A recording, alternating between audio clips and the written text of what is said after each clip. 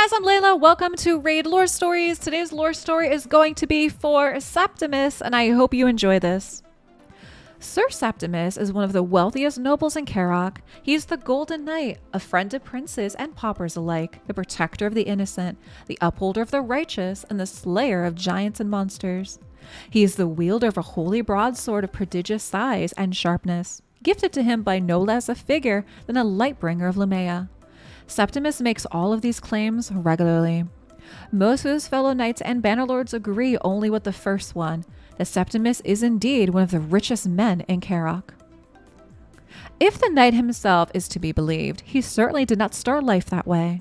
Born to a noble but impoverished family, Septimus inherited his father's meager title and his old battered suit of armor, neither of which were enough to live on, let alone bring the renown he craved. He embarked upon the life of a traveling hedge knight, little more than a sellsword who wandered the lands on a nameless nag, lending his strength to those who could pay. He was at least blessed in one sense. He knew how to fight. He slowly accrued experience and reputation, which led to more work and more money. Things really changed, however, when the terror known as the Mudfoot the Big struck at the free city of Delanos. Whether Mudfoot was unleashed by the forces of the Gallant Pact or simply waited to the prosperous poor on its own volition is unknown. But what is certain is that the bellowing monster would have devastated much of Delanos had not a raggedy knight wielding a giant, shining sword ridden forth to oppose it. The battle was long and fierce, but by the end of it, at least as Septimus tells the tale, Mudfoot lay slain, Septimus standing aside the creature's slumped shoulders, his broadsword buried to the hilt in the cross-eyed brute's skull. Rumors that the clumsy monster fell and injured himself before Septimus finished it off are, of course, just that, rumors. The people of Delanos rejoiced and lavished praise on their savior. Even more importantly, as far as Septimus was concerned, they had lavished money on him. For the first time in his life, Septimus could afford to eat well, bathe semi-regularly, and purchase new armor and a fine white charger. He put his wealth to work by hiring a small platoon of men-at-arms to accompany him as he set out once more across Anhelt. Naming his bands the Giant Slayers, he made a very public oath that he would ride to the aid of all those who found themselves beset by monstrous terrors. That particular avenue of employment proved profitable, for slaying large beasts naturally drew a great deal of attention and, with it, reward.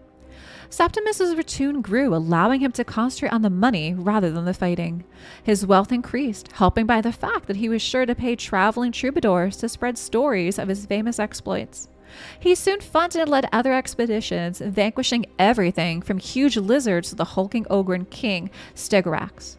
Eventually, he used his funds to purchase a castle and land in Karok, cementing his own title by marrying into another noble bloodline. Septimus has worked hard to establish himself as a member of Karok's gentry. His giant hunting days are now reserved for when the bannerlords are called together for campaigns.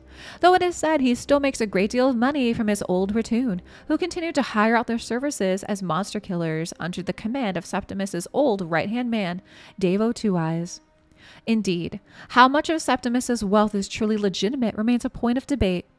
None can deny that the once destitute sellsword has come good though, at least financially speaking. When he rides to battle, Septimus makes a show of wearing gold-plated armor, the cost of which could probably feed every peasant in his fiefdom for the rest of their impoverished lives. He still wields the great broadsword which he first used to slay Mudfoot.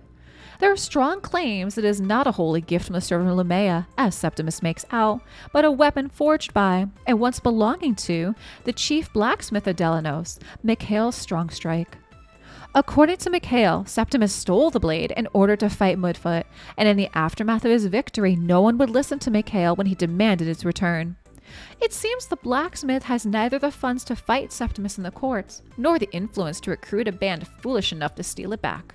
For every mercenary in the west of Anhelt knows that if they cross Septimus, he has the wealth to ensure they are hunted to the ends of Teleria. Well, that was a very interesting story. I would love to know what you guys think of this lore story for Septimus, and thank you so much for watching.